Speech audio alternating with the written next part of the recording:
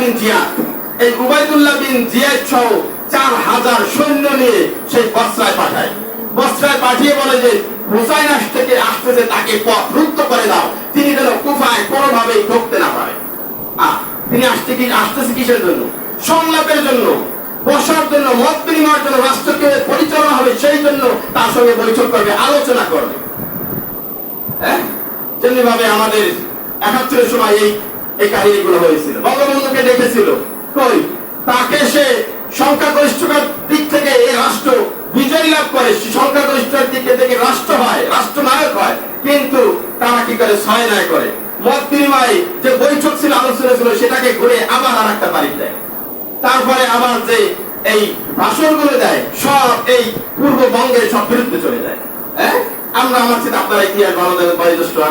তো ঠিক তেমনি ভাবে হুসেইন রাদিয়াল্লাহু তিনি যাচ্ছেন মত বিনিময় করার জন্য, সংলাপের জন্য, আলোচনার জন্য, কিন্তু তাকে কি করা হয়? পথরুদ্ধ করে দেয়, না ঢোকাই যাবে না, কারণ ঢুকলেই আমার অবস্থা খারাপ হয়ে যাবে। হুসাইন হুজুর পাক সাল্লাল্লাহু আলাইহি কলিজার টুকরা সকলে তার পক্ষে চলে যাবে, এই জন্য তাকে আর ঢুকতে দেওয়া হয় না। ইতিহাস কি নির্মম! ক্ষমতা মানুষকে নরপিশাচ করে দেয়, আপনি ইতিহাস থেকে পেয়ে যাবেন। যেখানে হুজুর সাল্লাল্লাহু আলাইহি সাল্লাম হুসাইন রাদিয়াল্লাহু কলিজার টুকরা বলে সম্বোধন করেছেন, প্রতিটা জায়গায় তাকে চুম্বন করেছেন, আর সেই প্রতিটা জায়গায় এই ইয়াজিদের মতো লোক তাকে হত্যা করে টুকরা টুকরা করেছে। আল্লাহু আকবার। হুসাইন রাদিয়াল্লাহু তাআলা যখন আসলেন বসরায়, এসে দেখলেন 4000 সৈন্যবাহিনী, তাকে যেতে দেওয়া হচ্ছে না। উবাইদুল্লাহ বিন জিয়াদ আটকে রেখেছেন, আর নোমান বিন বাশিরকে আপনার ঝুলিয়ে রেখেছেন গাছের করে, বা তাকে শুলে করে ঝুলিয়ে রেখেছেন উল্টো করে। আফসোস, একই করতেছে, এগুলো কি? আমাকে তোমরা ডেকেছো, আমন্ত্রণ করেছো, আমি তোমাদের চিঠি পাওয়া মাত্র এসেছি, নিজ থেকে আসি নাই, তোমরা দাওয়াত দিয়েছো, আমি এসেছি। বললো যে ঠিক আছে, এখন আমাদের সঙ্গে যুদ্ধ করেন। হুসাইন রাদিয়াল্লাহু তাআলা বললেন যে আমি যুদ্ধ করার জন্য আসিনি, আমি এসেছি ইয়াজিদের সঙ্গে কথা বলার জন্য, আলোচনার জন্য।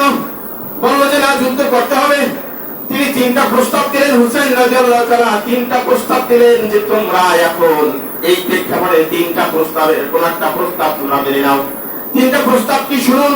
আমাদেরকে ছেড়ে দাও, আমাদেরকে ছেড়ে দাও, আমরা মদিনায় ফিরে যাই। দেখেন ইতিহাস, এগুলো শুনলে খুব খারাপ লাগে।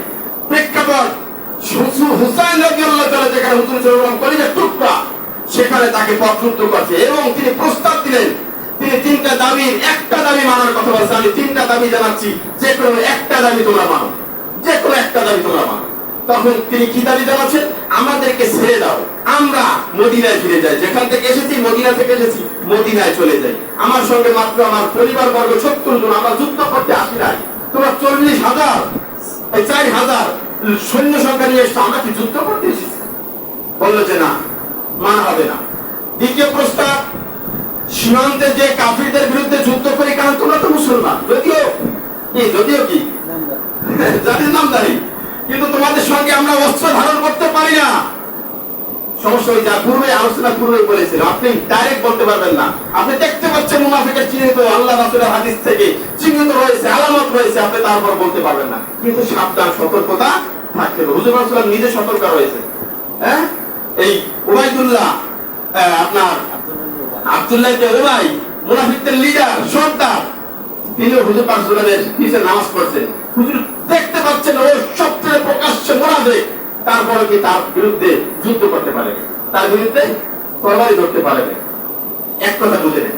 তো যাই হোক, যেটা বলতেছিলাম, আলোচনা শেষ, সময় শেষ হওয়ার কারণে 3টা প্রস্তাব, সীমান্তে যে কাফিরদের সাথে যুদ্ধ করি, আমরা শাহাদাত হয়ে যাই।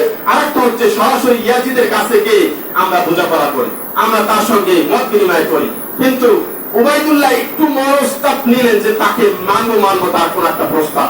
তো সীমার এসে, আমরা যে নামগুলো জানি, সীমার এসে বলল, তুমি এই হুসাইনকে হাতে পেয়ে ছেড়ে দিবে, তোমার পদোন্নতি কমে যাবে। তুমি যদি তাকে হত্যা করতে পারো, তোমার পদোন্নতি এসআই থেকে ওসি, ওসি থেকে এসপি, এসপি থেকে ডিসি, ইত্যাদি ইত্যাদি, তোমার পদোন্নতি বেড়ে যাবে। তুমি তাকে হাত থেকে ছেড়ে দিও না, পেয়েছো, জবাই করো, হত্যা করো, ইয়াজিদের কাছ থেকে ক্ষমতা নাও, পদোন্নতি নাও। ঠিক তাই হলো। নির্মম ইতিহাস। আপনার হুসাইন রাদিয়াল্লাহু তাআলাকে শাহাদাত করেছেন, একে একে হুসাইন রাদিয়াল্লাহু তাআলা বীর বিক্রম বেশে তিনি ওদেরকেও হত্যা করেছেন আর তিনিও শহীদ হয়েছেন। একে একে তার পা দ্বিখণ্ডিত করে দিলেন এবং তার মাথাকে শরীর থেকে মাথা পর্যন্ত আলাদা করেছেন। সত্যি আফসোস, নির্মম। শুধু তাই নয়, এই মন্দ নিয়ে ইয়াজিদের কাছে নিলেন। ইয়াজিদ লাঠি দিয়ে ঠোঁটের উপরে আঘাত করেন, আঘাত করে বলেন, ক্ষমতা নিতে এসেছো। তখন বয়োজ্যেষ্ঠ সাহাবী চিৎকার মেরে কেঁদে দিলেন। কতটুকু সহ্য করা যায়? ক্ষমতার ভয়ে আপনি কথা বলতে পারবেন না, প্রশাসনিক ভয়ে কথা বলতে পারবেন না, কিন্তু লিমিট ক্রস করলে সহ্য করাও যায় না। ইয়াজিদের কাছে বসে বললে, হে ইয়াজিদ, আর সহ্য হয় না, তুমি কি করতেছো? আমি এই নিজে হুজুর পাক সাল্লাল্লাহু আলাইহি সাল্লামের ঠোঁট এই ঠোঁটে লাগতে দেখেছি, চুমু খেতে দেখেছি, আর তুমি কি করতেছো? ইয়াজিদ, আর এই সমস্ত বেয়াদবি করো না, আমি নিজে হুজুর সাল্লাল্লাহু আলাইহি সাল্লামকে এই ঠোঁটের উপরে চুমু খেতে দেখেছি, অনেকবার, অসংখ্যবার, আর তুমি সেই লাঠিতে আঘাত করতেছো।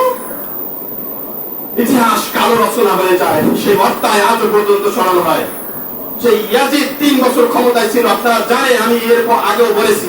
ইয়াজিদ সেই ক্ষমতা থাকার জন্য মহিলারা সেই মক্কাতুল মুকাররমায় গিয়ে, যে ওখানে পবিত্র নগরী, যেখানে কুরআন বালাদুল আমিন বলে পবিত্র নগরী বলে ঘোষণা দিয়েছেন, সেখানে সেফটা থাকার জন্য চলে গিয়েছেন। ইয়াজিদ বলেছে, কিসের ওখানে সেফ থাকবে, ওখান থেকে টেনে বের করো। ওখান থেকে তাদেরকে ধর্ষণ করা হয়েছে, হাজার হাজার ধর্ষণ সন্তান জন্ম হয়েছে ওই সময়টায়। 3 বছরে ইতিহাসের সবচেয়ে কালো পাতা তিনি ধারণ করেছেন।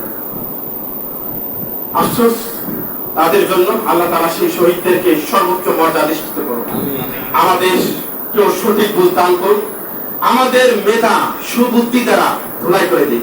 ইয়াজিদের কথা আজকে বলতেছি চিৎকার মেরে এবং ধিক্কার দিতেছি। আর হুসাইন রাদিয়াল্লাহু তাআলা এবং তার সঙ্গে যে 19 জন 70 জন শহীদ হয়েছেন, তাদেরকেও রেসপেক্ট, অনার কিয়ামত পর্যন্ত থাকবে। যেটা কোরআনের আয়াত পড়তে বলছি যে তোমরা তাদেরকে মৃত বলো না, তোমরা তাদেরকে মৃত বলো না, তারা জীবিত রয়েছে।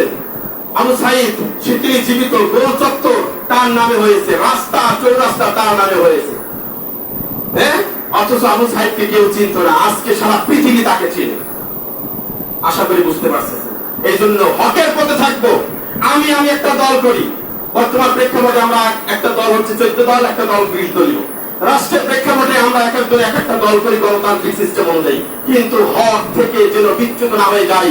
আপনি মনে রাখবেন, ইতিহাস আজ থেকে কত বছর হয়ে গেছে। সেই হুসাইন রাদিয়াল্লাহু তাআলা কবে শাহাদাত হয়েছে? আজও পর্যন্ত হুসাইন রাদিয়াল্লাহু তাআলা সর্বোচ্চ 80 সমাসী। আপনি ওই সময় থেকে ভয় চুক্তি ছিল, সে 70 জন ভয় চুক্তি ছিল না, শাহাদাত বরণ করেছে না। ইয়াজিদের সময় সে ক্ষমতার ভয়ে কেউ কথা বলতে পারে নাই, কিন্তু আজকে তারা কি সম্মানিত। তো আখিরাতে তো সম্মানিত, আর দুনিয়াতে তাদের সম্মান দিতেছেন। আপনি দেখেন বর্তমানে যারা শহীদ হচ্ছে হকের জন্য, অধিকার প্রতিষ্ঠার জন্য শহীদ হচ্ছে, কিন্তু তারাও কেউ তারা গ্রামের হয়তো 4-5 জনে, আজকে সারা পৃথিবী তাদেরকে চিনতেছে। দুনিয়া আখিরাতে তাদেরকে সম্মান দিবে আল্লাহ তাআলা। আল্লাহ তাআলা আমাদের সঠিক বুঝার তৌফিক দান করুন। ওয়া মা তাওফিক ইল্লা বিল্লাহ। আসসালামু আলাইকুম।